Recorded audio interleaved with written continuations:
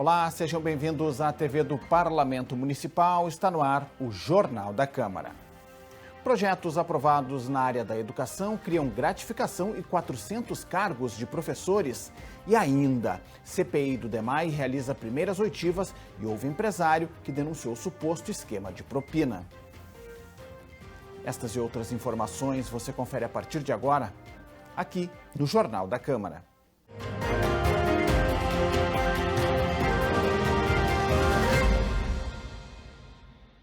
A Câmara aprovou na sessão de segunda-feira projetos ligados à área da educação. As propostas criam gratificação e 400 cargos de professores. Segundo o governo, as medidas visam melhorar os índices de ensino na capital gaúcha. Primeiro a ser apreciado, o projeto de lei que cria a gratificação de valorização profissional e melhoria da educação foi o que mais gerou discussões. Pela proposta do Executivo, a GEDUC, assim chamada gratificação, será de até 1/3 do vencimento básico inicial do cargo de professor para os servidores de unidades escolares com carga horária de até 40 horas semanais. Já para os servidores de unidades administrativas da Secretaria de Educação, com a mesma carga horária, esse valor será de até 2/3. Conforme a carga horária for diminuindo, o percentual da GEDUC também vai. É um projeto que tem dois grandes objetivos. Por um lado, valorizar os profissionais que atuam na Secretaria Municipal de Educação, todos esses profissionais, sejam eles professores, monitores, demais servidores, e também, por outro lado, tem um direcionamento estratégico para a melhoria dos nossos indicadores educacionais. Então, a gente não está inventando a roda, isso já é aplicado, utilizado em vários outros municípios brasileiros, inclusive como Joinville, que tem o melhor resultado nos indicadores entre os municípios acima de 500 mil habitantes. Então tem esses dois objetivos, por um lado valorizar, com uma remuneração adicional, ao contra-cheque desses profissionais, mas também a gente poder analisar questões como assiduidade, como conduta profissional e melhoria, contribuição para a melhoria dos indicadores educacionais. A oposição criticou a disparidade de valor entre os servidores do ambiente escolar e aqueles lotados na SMED. Após quase 3 horas de muito debate, os vereadores chegaram a um acordo. Para evitar a discussão das 10 emendas protocoladas pelo bloco de oposição, a base do governo se comprometeu a aprovar a emenda número 9, proposta pelo vereador Giovanni Colau do PCdoB. O texto prevê que as metas, bem como os critérios para a concessão do benefício, deverão ser definidas por uma comissão composta por representantes do governo e dos servidores. Nós, para aprovarem uma emenda nossa da oposição, a gente optou por votar junto, porque nós entendemos que o servidor precisa ser valorizado ao longo da carreira. As progressões estão atrasadas, é isso que o governo tem que pagar. Parar de ficar colocando penduricalho na carreira. Eu jamais criaria um projeto desse, mas como veio para cá, a gente acaba aprovando, porque é melhor isso do que nada. Mas o fato é que o governo deve 32% de reposição aos salários de toda a categoria. E é essa luta que nós vamos continuar travando, que nós queremos que as pessoas que estão aposentadas também sejam respeitadas. E esse projeto de gratificação não pega. O projeto estava completo. O secretário e a Secretaria da Educação, junto com o prefeito Melo, fizeram um projeto para valorizar os colaboradores que trabalham, que realmente têm assiduidade, que têm uma linha dentro da educação. E aqui na Câmara, nós mesmo tendo os votos, sobrando votos para aprovar os projetos, nós respeitamos a oposição e aprovamos uma das emendas da oposição também e votamos com muita facilidade o projeto. Está aprovado um projeto importante da educação.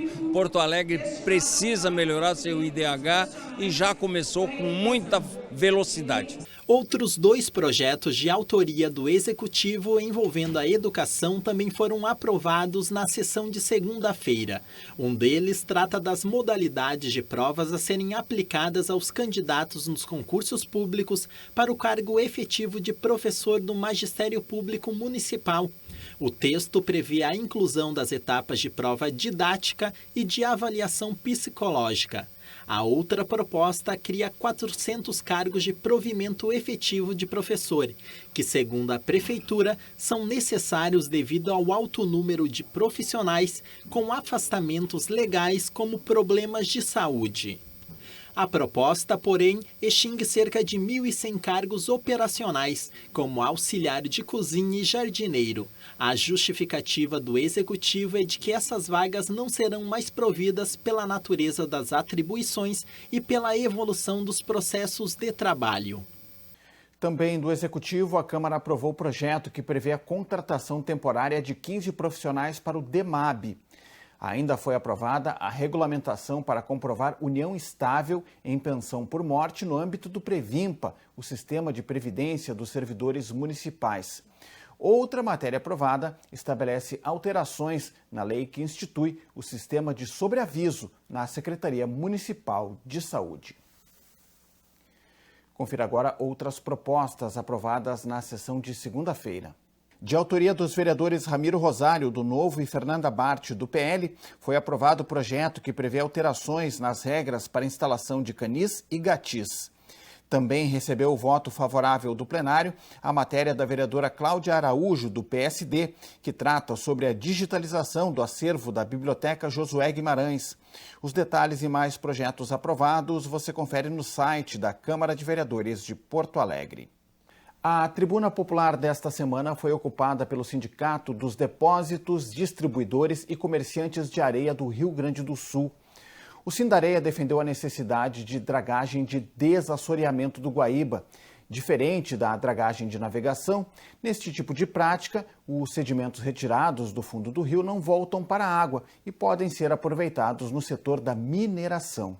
Tema de discussão entre ambientalistas e empresários do ramo da mineração, a dragagem de desassoreamento do Guaíba está proibida há mais de 20 anos por determinação judicial.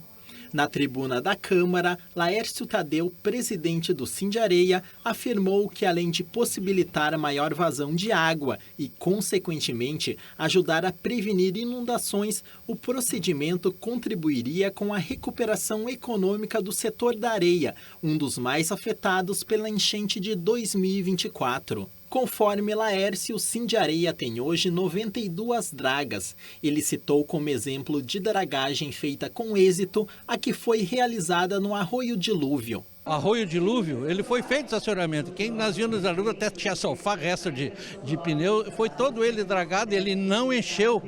Ele não encheu durante a enchente de 2024. E essa areia que foi vendida lá, ela foi lavada, vendida para a construção civil, não houve casa caindo por causa da areia e não houve morte por causa da areia. Então a areia não polui, esse é o meu grande apelo que eu faço. A tribuna popular foi acompanhada pela secretária de Desenvolvimento Econômico da capital, Fernanda Bart. Ela defendeu a demanda trazida pelo setor. Nós vemos com bons olhos a liberação da mineração, assim como a gente vê como absolutamente necessário para o bem-estar não só da economia do nosso estado, mas para a nossa garantia contra encheias, que a gente tenha uma dragagem e um desassoreamento rotineiros no Guaíba, nos rios que desaguam no Guaíba, em todo o estuário, até a Lagoa dos Patos, porque fazendo essa política rotineira, nós de fato vamos estar cuidando do meio ambiente. Porque nós vamos manter as nossas hidrovias navegáveis, o nosso rio limpo, sem o risco de estar aí assoreado e facilitando novas enchentes. E ainda na sessão desta segunda-feira, o plenário homenageou movimentos que atuam na proteção ambiental aqui em Porto Alegre. A homenagem foi proposta pelo vereador Giovanni Culau e coletivo do PCdoB. O parlamentar saudou as iniciativas dos movimentos SOS Floresta do Sabará, SOS Floresta da Lomba e SOS Mata da Restinga. De acordo com o vereador, essas ações coletivas têm um impacto fundamental na proteção do meio ambiente e conscientização coletiva. A crise climática que era anunciada anos atrás, ela não é mais uma promessa de futuro, ela é presente, nós sentimos na pele. No caso de Porto Alegre, pelo menos desde 2023, nós já temos percebido a intensificação dos eventos climáticos extremos. E é claro que nós fomos notícia internacional no ano passado, quando em maio enfrentamos as enchentes. Vejam, diante dessa crise climática que já nos atinge, nós precisamos alterar o rumo, estabelecer um outro tipo de relação com a natureza. E hoje na nossa cidade nós temos centenas de hectares de florestas urbanas ameaçadas e nós não podemos permitir que isso aconteça. Então, por isso, trazer hoje aqui os SOS que defendem as florestas urbanas é exatamente dar visibilidade para essa luta. As representantes dos movimentos de SOS ao meio ambiente agradeceram a homenagem e ressaltaram o quanto é importante debater cada vez mais esse assunto para que todos entendam a importância de cuidarmos do nosso planeta. É muito importante esse movimento e esse espaço, né, para visibilizar essa catástrofe que a gente está vendo na nossa cidade, né, que está sendo completamente entregue tanto para a especulação imobiliária quanto para os interesses individuais, né. Algo que a gente sofre bastante é justamente com isso, com as pessoas não saberem o que está acontecendo, principalmente as pessoas dos nossos bairros que são diretamente afetadas. Então esse espaço aqui foi muito importante hoje. A Comissão de Saúde tratou nesta semana sobre as mudanças na norma regulamentadora 1, a NR1, que estabelece as diretrizes gerais sobre segurança e saúde no trabalho. As novas disposições entraram em vigor em maio deste ano e tratam sobre riscos psicossociais. O objetivo da alteração é garantir condições de trabalho mais seguras e saudáveis, incluindo a prevenção de problemas mentais, como estresse, assédio moral e sobrecarga de trabalho. O tema da reunião foi proposto pela vereadora psicóloga Tanise Sabino, do MDB, presidente da Cosman. E essa NR trata, então, das organizações, tanto públicas como privadas, se adequarem, se ajustarem em relação a essa norma. Então, eu fiz questão de trazer esse debate para o Parlamento, porque isso tudo fica registrado, né, que o Parlamento está preocupado, sim, com essa pauta. E como principal encaminhamento, eu destaco nessa reunião que foi ao final, que nós solicitamos, então, enquanto comissão, que a NR1 seja, então, uma ação, um projeto estratégico do governo Mello. Foi colocado que é, assim, uma ação da SMAP, a secretaria que trata essas questões, mas a gente entende que não somente a SMAP, eu acho que tem que ser uma preocupação a nível de governo. Então, esse foi nosso encaminhamento e nós vamos cobrar para que isso aconteça nesse sentido. Especialistas em segurança do trabalho e profissionais da saúde mental também participaram da reunião. Bem importante a gente falar sobre essa nova ANR, né, porque ela vai preservar também a questão da integridade física, psicossocial dos trabalhadores, mas também a saúde das organizações, das empresas, das instituições, né, esse que já é um mal que vem nos últimos anos crescendo bastante, que são as questões psicológicas, né, e agora a gente tem dentro de uma lei essa obrigatoriedade de dar as devidas tratativas. Então isso é de suma importância para a nossa sociedade, né, até porque isso também onera o Estado, onera em termos também de acidentes de trabalho, ausências de um modo geral. Então isso é muito importante a gente tratar isso, né, dentro do âmbito dessas discussões, para que a gente consiga replicar isso, né, para o futuro próximo aí do que vem na nossa legislação, em termos até inclusive de diminuição de ausências no trabalho, de diminuição de prejuízos para as empresas, né. Os aspectos psicológicos que as pessoas podem adoecer pelo trabalho, né, na saúde mental. É muito importante de ficar muito atento, né, entre os fatores psicossociais, que era o que a gente estava tratando hoje, né, o que pode levar ao adoecimento mental pelo trabalho. A gente destaca bastante, né, questões relacionadas às tarefas, ao assédio moral também, né, o estresse no trabalho. Também problemas na comunicação, na cultura, né? Às vezes que a pessoa pode ter uma certa dificuldade de participação também no trabalho. Então é muito importante melhorar, né? Fazer o que a gente está falando de uma prevenção nos aspectos que podem levar ao adoecimento mental no trabalho. É importante a gente perceber que gestão, né, vem de decisão e decisão vem de decisão, são escolhas. E todas as escolhas alguém se beneficia e alguém se prejudica. Então é importante que o líder saiba lidar com essas situações, né? Porque uma coisa é o ser humano, outra coisa é a empresa e outra coisa é o ambiente. Elas estão interrelacionadas. E o gestor saber tornar nesse ambiente para ser mais produtivo, para ser mais eficaz e eficiente, buscando a excelência, tem novas metodologias. Então, quando a gente debate sobre isso, a gente percebe uma série de novas metodologias que estão ao alcance de todos, mas que muitas vezes a pessoa na cultura organizacional não está conhecendo, precisa se letrear, como disse a nossa psicóloga aqui, de determinados assuntos e ferramentas que hoje traz mais resultados. Na Comissão de Direitos Humanos, os vereadores debateram segurança e bem-estar da população idosa. Conforme a vereadora Vera Armando, proponente da pauta, Porto Alegre é a capital com o maior número de idosos do Brasil, em proporção, o que representa 21% da população. Por isso, a importância do debate sobre o direito dos idosos que necessitam de assistência e também dos que estão mais ativos. Essa discussão ela vem fechar um ciclo, né? Nós já discutimos aqui a questão da segurança na CDCOM, eu trouxe como proposta, depois a questão dos conselhos tutelares, os casos de feminicídio, então fechando agora a situação do idoso, né? Lembrando que Porto Alegre é a capital com mais número de idosos no Brasil, né, em proporção. Então, o principal é nós levarmos à população o conhecimento dos direitos dos idosos e todos os órgãos, todas as entidades que tanto o município quanto o Estado oferecem no acolhimento a esse idoso que precisa de cuidados com saúde principalmente. E também aquele idoso que quer continuar na ativa, que seja visto ainda no mercado de trabalho com toda a sua experiência, com toda a sua possibilidade ainda de produzir muito. De 2019 a 2023, o Estado registrou um aumento de 58% em crimes contra idosos. Os dados são da Secretaria de Segurança Pública. Ana Luísa Caruso, titular da Delegacia de Proteção ao Idoso, diz que os crimes cibernéticos aumentaram nos últimos anos e ressalta os cuidados para evitar golpes. O idoso, ele é uma vítima mais propícia de cair nesses golpes, porque ele não tem tanta intimidade com esse universo online, né? E ele também é uma pessoa, é uma faixa etária, eu costumo dizer, que tem mais crença no ser humano, que gosta mais de conversar, que acaba dando espaço, né, sem querer, por boa fé, por simpatia, por confiar nas pessoas, por ter certa carência e precisar de alguém que converse com ele.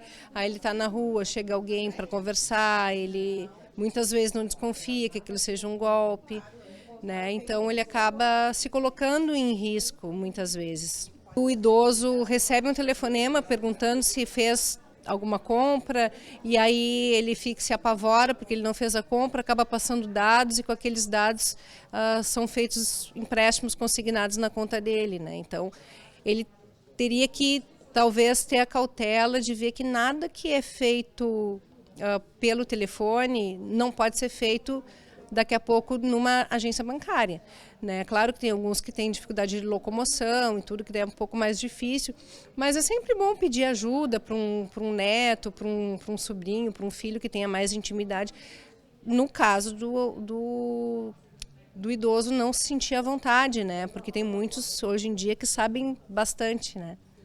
A CPI do DEMAI realizou a 5ª reunião ordinária na manhã de segunda-feira.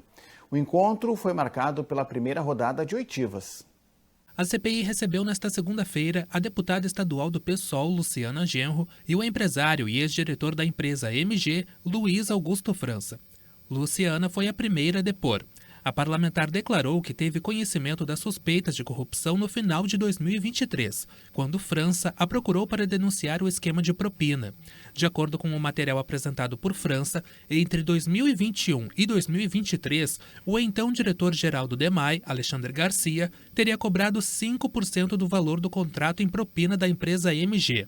Marcos Aurélio, dono da empresa, teria feito acordo através de um intermediário. Áudios das combinações foram apresentados durante o depoimento. Conforme a deputada estadual, além do ex-diretor-geral do DEMAI e do dono da empresa, outras 2 pessoas faziam parte do esquema: Valnei Tavares, ex-vice-prefeito de Pelotas, e Fabrício Tavares, filho dele. Com as informações, Luciana apresentou o caso ao vereador correligionário Roberto Robaina e os dois formalizaram o caso no Ministério Público.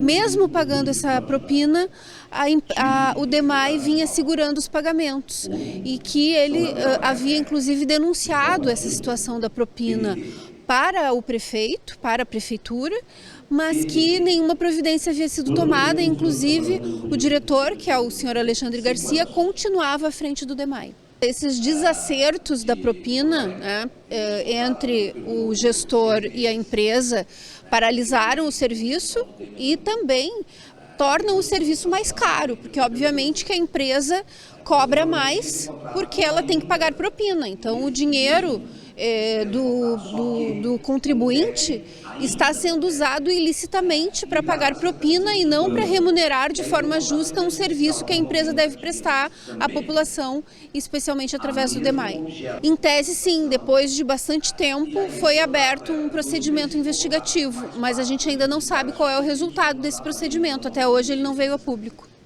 Na sequência, quem prestou depoimento foi o empresário Luiz França. Ele declarou que trabalhou na empresa MG por 5 anos como diretor executivo. Segundo ele, em 2021, 3 pagamentos do DEMAI para a empresa estavam atrasados, no valor de mais de R$1 milhão cada. Afirmou que, ao saber disso, buscou o então diretor do DEMAI, Alexandre Garcia, para relatar a situação, mas contou que Alexandre não se sentia disposto em realizar o pagamento, pois havia greve dos funcionários. Luiz França declarou que após reunião com o ex-diretor-geral do DEMAI foi procurado por Fabrício Tavares, filho do ex-vice-prefeito de Pelotas e que teria condicionado a liberação dos valores para pagamento de propina. Inicialmente, segundo a denúncia, o valor seria de 10%, mas o percentual foi fechado em 5% com o diretor da empresa, totalizando mais de R$500 mil. Luiz França declarou que Fabrício receberia 1% do valor e os outros 4 seriam entregues em dinheiro a outra pessoa não mencionada no depoimento. França também declarou que procurou a Prefeitura de Porto Alegre através da Secretaria de Transparência 4 vezes para denunciar o caso. Ele revelou também que passou a receber ameaças por telefone e mensagens de texto. Por medo de represálias, ficou 2 anos em silêncio. Após, procurou a deputada Luciana Genro. Ele chega e fala escancaradamente em 10%, 5%, né? E isso me deixou completamente desconfortável, porque a empresa estava sendo completamente prejudicada, tanto foi que fechou. A empresa não existe mais. Quem fez a proposta foi Fabrício Tavares, né? Em nome de Alexandre Garcia, que era o diretor-geral. Fabrício Tavares, ex-vice-prefeito de Pelotas, né? Intermediou essa situação, né, a pedido do Alexandre Garcia, que passou o meu número de telefone para o pai dele, para o Valnei, que fez o primeiro contato comigo, né, e isso andou muito rápido, isso foi questão de 2, 3 dias. Né, então ele solicitou isso, né, essa porcentagem de 5%, como eu disse, ele disse que ele usava esse termo, eles queriam 10%, mas eu consegui 5%, como se isso fosse um mérito gigantesco, né, eu consegui te explorar em 5% de um contrato que é da empresa, que é pago com dinheiro público. Né? Então ele fez isso, né? Intermediou, eu nunca mais mantive contato com Alexandre Garcia, né? Mas todas as provas que eu trouxe, áudios, mensagens, comprovam que ele recebeu isso e o Ministério Público, assim o fez, comprovou também. A comissão deverá convocar as demais pessoas citadas na denúncia. Eles revelam que a gestão Marquesa não tinha envolvimento com os escândalos de corrupção e que a gestão corrupta é a gestão atual. Então isso reforça esse teor de corrupção dentro do próprio DEMAI, com a questão das propinas, né, esse, digamos que, rechaço ao empresário França que veio aqui fazer esse depoimento. Então, eu acho que a gente precisa agora aprovar esses requerimentos. Eu acho que a presença do Agostinho, né, e dos outros citados é importante, mas também do ex-prefeito Marquesan, porque essa empresa tinha uma dívida no início da gestão Mello, quando o Mello toma posse em 21. Tanto que os serviços estavam paralisados. Então agora seria importante a gente ouvir o ex-prefeito Marquesan para saber exatamente o porquê que ficou dívida, se ele tinha algum tipo de relação com o Marco Aurélio, se ele já conhecia, por exemplo, o Alexandre Garcia, se ele também conhecia o próprio Agostinho, quais eram as relações de gestão ou se o Agostinho é uma relação exclusiva do prefeito Sebastião Mello. A Prefeitura lançou o edital com proposta de adoção de áreas na região do Viaduto da Conceição, aqui no centro de Porto Alegre. O repórter Gilberto Caetano foi até lá e tem as informações. Nós estamos aqui na região do Viaduto da Conceição, um dos locais mais movimentados, mas também mais degradados aqui do centro histórico. Para tentar requalificar este local, a Prefeitura de Porto Alegre lançou um chamamento público para que empresas interessadas em adotar áreas aqui no entorno possam implementar empreendimentos. Para entender como vai funcionar esse processo, eu converso agora com o secretário municipal de Parcerias de Porto Alegre, o Giuseppe Riesgo. Secretário, explica para a gente quais áreas poderão ser adotadas, quais as características desses espaços e o que as empresas, enfim, vencedoras poderão instalar aqui. Perfeito, Gilberto. É um esforço da Prefeitura de Porto Alegre, um esforço em conjunto com outras áreas, para que a gente tenha a revitalização de alguns locais de Porto Alegre, como, por exemplo, o Viaduto da Conceição em toda a sua extensão, né? Desde aqui da Alberto Bins até lá perto da rodoviária.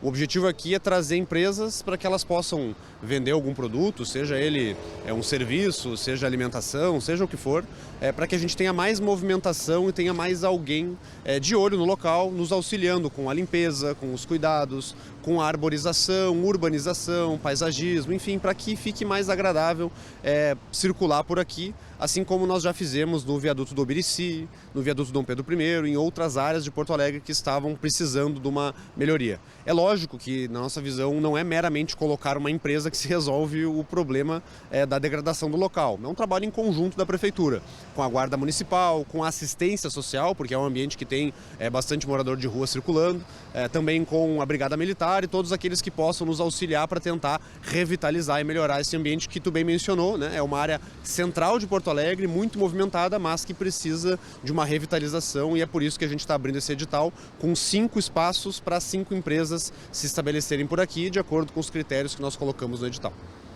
Quais são, secretários, os requisitos para que essas empresas possam se inscrever? Além de empresas, também cidadãos podem, no caso, se quiserem, né, concorrer, também podem se candidatar? Não necessariamente seja uma atividade comercial, né? Mas o bom é que seja, porque tu consegue colocar aqui um serviço, consegue colocar um cachorro-quente, um X, um café, enfim, algo que tenha circulação de pessoas, e a gente não vai cobrar aluguel algum, né? Não tem cobrança de aluguel, não tem cobrança de nada. O que se pede, na realidade, é uma manutenção do local. Limpeza, cuidado, como eu mencionei antes, e vai ser avaliado ali os critérios técnicos quanto a isso. Se tiver muitos inscritos, a gente tem os critérios de avaliação ali, né? Então, a inovação vai ser levada em consideração, a viabilidade econômica do empreendimento que está se estabelecendo, enfim, todos os critérios estão colocados ali no edital. A gente pede que tenha um banheiro de acesso público, neste primeiro edital, nesse primeiro momento. Se porventura no futuro não tiver gente suficiente, não tiver viabilidade econômica, a gente pode alterar.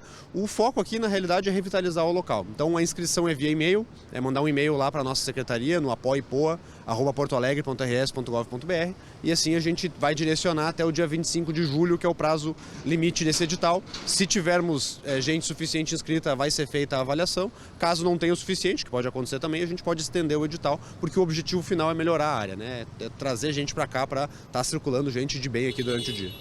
Secretária, após a seleção dessas empresas, quanto tempo elas terão para implementar aí um empreendimento? Caso alguma delas aí, elas não consigam se manter, elas podem, enfim, cancelar essa parceria? Como é que vai funcionar o processo depois?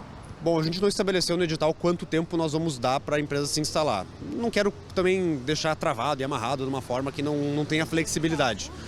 Então isso vai ser definido posteriormente. Caso alguma delas venha a ter que fechar, quebre, enfim, é da atividade econômica, acontece, né? Não vou dizer que não tem problema, porque hoje a gente quer atividade que dure muitos anos aqui. O prazo é 4 anos que nós estamos colocando de estabelecimento. Mas caso aconteça, a gente chama o próximo da fila e assim nós vamos tentando sempre manter alguma atividade funcionando aqui. Perfeito. Obrigado, secretário.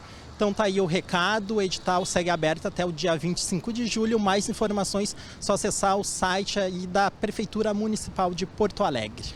O Jornal da Câmara de hoje fica por aqui. Mais informações do Legislativo você confere no site da Câmara de Vereadores de Porto Alegre. Acesse também o canal da TV Câmara no YouTube. Muito obrigado pela sua audiência, você já sabe, a gente se encontra na próxima edição. Até lá!